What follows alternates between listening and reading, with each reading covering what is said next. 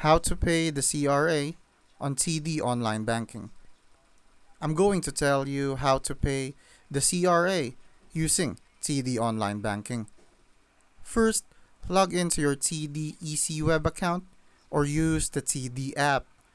Go to the Pay Bills section, then click Add a Payee.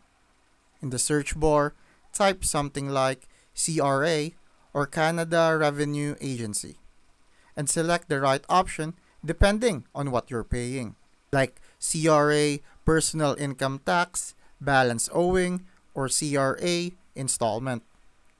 Enter your 9-digit SIN as the account number if it's for personal taxes.